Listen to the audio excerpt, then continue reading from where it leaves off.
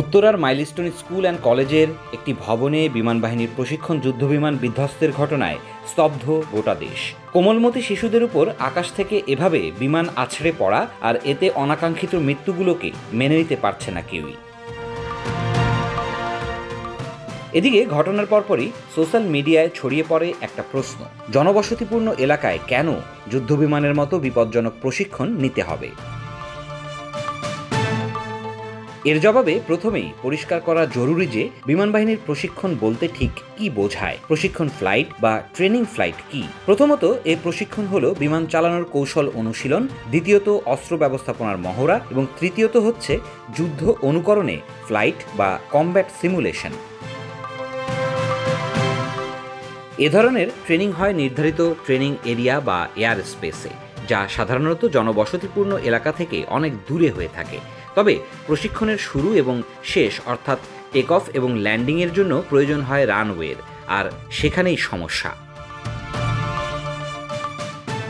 ঢাকায় বাংলাদেশ বিমান বাহিনীর দুটি সক্রিয় ঘাঁটি আছে, একটি কুর্মিটোলায় BAF AK খন্দকার এবং অন্যটি তেজগাঁওয়ে BAF বাসার।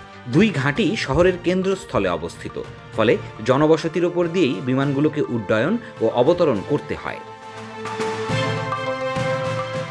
সব ধরনের বিমানকেই অবতরণের আগে রানওয়ে বরাবর একটি নির্দিষ্ট সোজা রুট ধরে এগোতে হয়। এভিয়েশনের ভাষায় এটিকে বলা হয় final approach.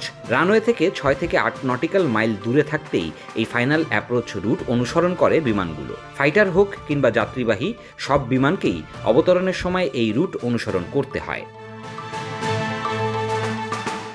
Milestone college runway থেকে মাত্র 1.9 নটিক্যাল মাইল দূরে, অর্থাৎ এই রুট দিয়েই প্রতিদিন চলাচল করে বহু সামরিক, বেসামরিক, এমনকি আন্তর্জাতিক ফ্লাইট। প্রশ্ন উঠছে, এত স্পর্শকাতর একটি এভিয়েশন করিডোরের মাঝখানে কিভাবে স্কুল কিংবা হাসপাতাল নির্মাণের অনুমোদন দেওয়া হলো? আদৌ কি কোনো পরিকল্পনার ভিত্তিতে এগুলো তৈরি হয়েছে? প্রশিক্ষণ বিমান বিধ্বস্তে যে পরিমাণে প্রাণহানির ঘটনা ঘটেছে তার চেয়ে বহুগুণ বড় বাণিজ্যিক বিমান বিধ্বস্ত হলে ভয়াবহতা কোন মাত্রায় পৌঁছাতো তা ভাবতেই শিউরে উঠছেন এভিয়েশন বিশেষজ্ঞরা। ঢাকার এই দুই বিমান ঘাঁটির রানওয়ের ইতিহাস বহু পুরনো। ব্রিটিশ আমল থেকেই চালু থাকা এই ঘাঁটিগুলোর চারপাশে তখন কোনো জনবসতি ছিল না। স্বাধীনতার 10 বছর পরেই শাহজালাল আন্তর্জাতিক বিমানবন্দরের কার্যক্রম শুরু হয়, কিন্তু সময়ের সঙ্গে সঙ্গে এসব স্পর্শকাতর স্থাপনার আশপাশে গড়ে ওঠে বেপরোয়া নগরায়ন, যার ফলে আজ শহরের বুক চিরে উড়তে বাধ্য হচ্ছে যুদ্ধবিমান। পরিকল্পনাহীন নগরায়ন, দুর্বল প্রশাসনিক নিয়ন্ত্রণ আর সরকারি অবহেলাই তৈরি করেছে এই বিপজ্জনক বাস্তবতা।